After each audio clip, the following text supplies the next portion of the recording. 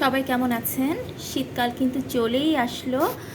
আর এই শীতের জন্য আপনাদের কার কীরকম প্রস্তুতি সেটা আমি যদিও জানি না, কিন্তু আমি এবং আমার নাত্রিক আয়ুর্বেদিক রেসিপি কিন্তু পুরোপুরি প্রস্তুত আপনার যে শীতের প্রস্তুতি সেটাকে পুরোপুরি পূর্ণতা দিতে। আর এজন্যই আমরা নিয়ে এসেছি নাত্রিক আয়ুর্বেদিক রেসিপির ক্যারট এক্সট্র্যাক্ট অয়েল। আর এখানে আমি কি ব্যবহার করেছি সেটা নিয়ে আজকের আলোচনা। বরাবরের মতন আমি যেটা সবসময় করি, আমার যে সকল প্রোডাক্ট সেগুলোতে আমি কি উপকরণ ব্যবহার করি সেটাই কিন্তু আমি সবার আগে আপনাদের কাছে তুলে ধরি। কেননা আমি মনে করি যে কোনো প্রোডাক্ট প্রস্তুতকারীর জন্য এটা কিন্তু একটা দায়বদ্ধতা, এবং আপনারা যারা ক্লায়েন্ট আন্তর্জাতিক স্ট্যান্ডার্ড অনুসারে আপনাদের কিন্তু পুরোপুরি অধিকার আছে যে আমরা প্রোডাক্ট প্রস্তুতকারীরা কি দিচ্ছি। হয়তো রেসিপির ক্ষেত্রে কিছুটা সিক্রেট থাকতে পারে, একটা হালকা পাতলা জিনিস এদিক ওদিক সিক্রেট বজায় থাকা যেতেই পারে, কিন্তু সেটার মানে এটা না যে আমি কিছুই বলবো না বা হাস্যকর কোনো একটা রেসিপি ভুজুং ভাজুং দিয়ে এড়িয়ে যাব। সেটা কিন্তু আমি আমার নীতিগতভাবে কখনো করি না। তো কথা হোক ক্যারট এক্সট্রাক্ট অয়েল নিয়ে। আরেকটা কথা আমি বলে রাখি যে ভেষজ মানেই কিন্তু আয়ুর্বেদ তা কিন্তু না, যদিও আয়ুর্বেদের একটা বড় অংশই হচ্ছে ভেষজ নিয়ে, কিন্তু আয়ুর্বেদিক রেসিপিতে বা আয়ুর্বেদিক নিয়ম কানুন মেনে যদি আমরা কোনো প্রোডাক্ট তৈরি করতে চাই তাহলে কিন্তু অবশ্যই কিছু না কিছু নিয়মের মধ্য দিয়ে আমাদের যেতে হবে। যেমন প্রথম যে শর্ত, যে ভেষজগুলো আমরা আয়ুর্বেদিক রেসিপিতে ব্যবহার করব সেটার শুধুমাত্র নির্যাসটুকু লাগবে। এমন কিন্তু না যে সেটা কোনো তেলের মধ্যে কয়েক ঘন্টা জাল দিয়ে একদম তরকারি রান্নার মতন রসিয়ে কষিয়ে রান্না করে আপনাদের হাতে দিলাম আর একটা আয়ুর্বেদিক বা একটা ভালো হার্বাল পণ্য হলো। হার্বালের ভালো দিক মানেই কিন্তু সেটা অবশ্যই একটা আয়ুর্বেদিকের অংশ, কিন্তু আমার নিয়মটা তো মানতে হবে, তাই না? এবং সেই নির্যাসটা বের করার জন্য কিন্তু বেশ কিছু নিয়ম আছে, যেমন এসেনশিয়াল অয়েল বের করার একটা নিয়ম আছে, ঠিক সেরকম এক্সট্রাক্ট অয়েল প্রস্তুত করারও কিন্তু একটা নিয়ম আছে। আমি কিন্তু এটা নিয়ে একবার পোস্ট দিয়েছিলাম যে এসেনশিয়াল অয়েলটা কি এবং এক্সট্রাক্ট অয়েলটা কি, এবং দুটোরই কিন্তু শুদ্ধ কিছু নিয়ম আছে।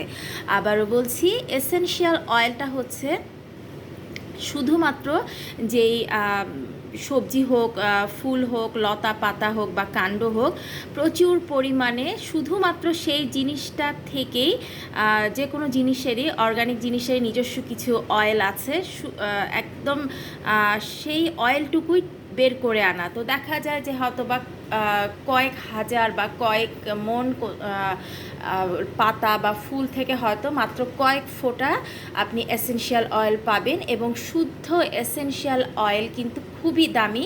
আরেকটা কথা বলে রাখি যে কোনো এসেনশিয়াল অয়েল কিন্তু ডিরেক্ট কখনোই লাগানো যায় না, এতে স্কিনে ইরিটেশন সহ আরও নানান রকম সমস্যা হয়।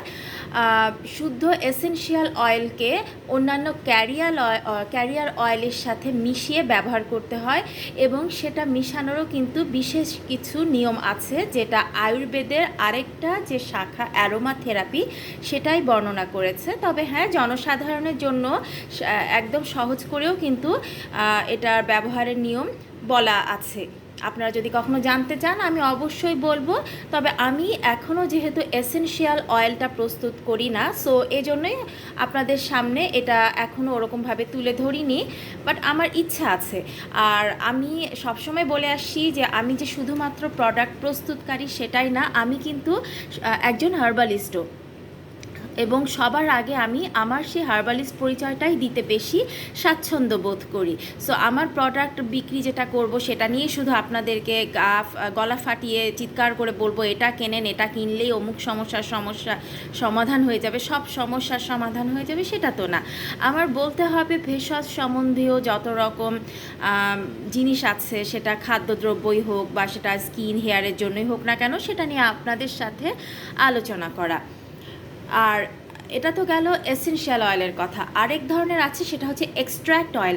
এক্সট্র্যাক্ট অয়েলটা হচ্ছে যে সাধারণত বিশেষ কোনো, সেটা একটাও হতে পারে, দুটাও হতে পারে, একটা বা কয়েক ধরনের ফুল অথবা ফল অথবা সবজি অথবা পাতা থেকে নির্যাসটুকু বিশেষ উপায়ে বের করে সেটার সাথে বিভিন্ন ক্যারিয়ার অয়েলটাই মিশিয়ে দেয়া। সেই ক্যারিয়ার অয়েল হিসেবে আমরা ব্যবহার করতে পারি কোকোনাট অয়েল হতে পারে, জোজোবা অয়েল হতে পারে। অ্যাকচুয়ালি জোজোবা অয়েল বলা ঠিক না, আমাদের দেশে জোজোবা অয়েল নামেই পরিচিত বলে এটা আমি উচ্চারণ করলাম।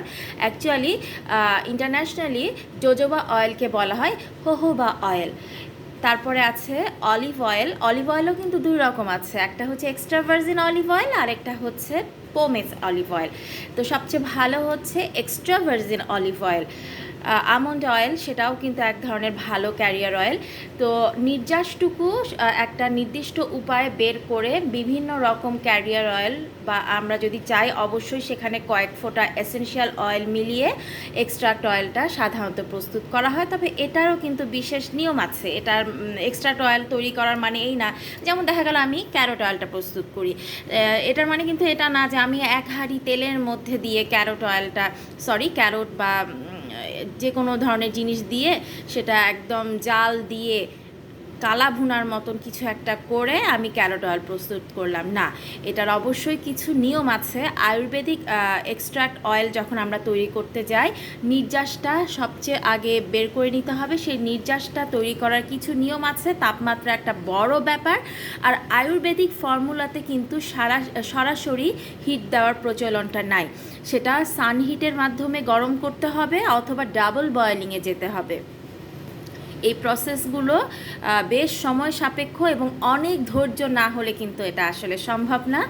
তো যাই হোক, কথা হয়তো অনেক লম্বা হয়ে গেল, তারপরও ধৈর্য সহকারে যারা আমার কথাগুলো শুনছেন তাদেরকে অনেক ধন্যবাদ।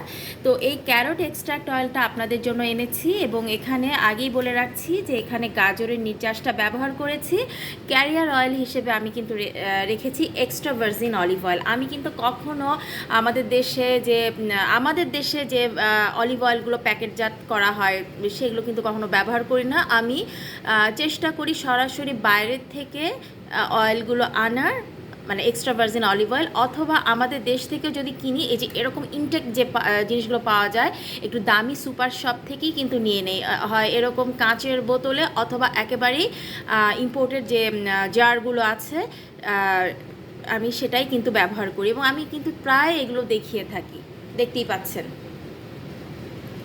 এটা স্কিনের জন্য ভীষণ ভালো এবং এই ক্যারোট এক্সট্রাক্ট অয়েলটা আমাদের স্কিন ম্যাসাজের জন্য খুব ভালো। স্পেশালি এটা এক ধরনের বডি ম্যাসাজ অয়েল, যেগুলো সাধারণত থাইল্যান্ড, চায়নায় কিন্তু এই ধরনের বডি ম্যাসাজ অয়েলগুলো ভীষণ জনপ্রিয়তা লাভ করেছে। এটা যদি আপনি বছরে যে কোনো সময় দিতে পারেন, তবে আমাদের তো গ্রীষ্মপ্রধান দেশ, গরমে সাধারণত অয়েলটা আমরা অতটা ব্যবহার করি না। তবে যখন শীত আসি করে এবং ভরা শীতে এবং শীতটা চলে যাওয়ার সময় আমরা সাধারণত অয়েলটা বেশি ব্যবহার করি। তো আপনারা সাধারণত গোসল করার পরে অথবা রাতে শোয়ার আগে সারা শরীরে যদি এই ক্যারোট এক্সট্রাক্ট অয়েলটা খুব ভালো মতন মাসাজ করে নেন, আপনার স্কিন কিন্তু একদম ন্যাচারালি একটা গ্লো দেবে, বা ব্রাইটেনিং বলতে পারেন এক অর্থে, বাট আমি সবসময় গ্লো কথাটাই ব্যবহার করতে পছন্দ করি।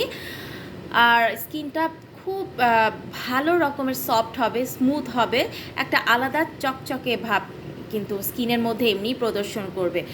আর এখানে যেহেতু ক্যারোটের মধ্যে অনেক রকম, স্পেশালি এখানে কিন্তু ভিটামিন এটা আছে, যেহেতু এখানে একটা রঙিন কালার ধারণ করছে, এবং ভিটামিন এর একটা অংশ কিন্তু রেটিনল। আমরা যে নানান রকম অ্যান্টি এইজিং প্রোডাক্টগুলো ব্যবহার করি, সেই অ্যান্টি এইজিং প্রোডাক্টের কিন্তু সবচেয়ে গুরুত্বপূর্ণ অংশটাই হচ্ছে রেটিনল।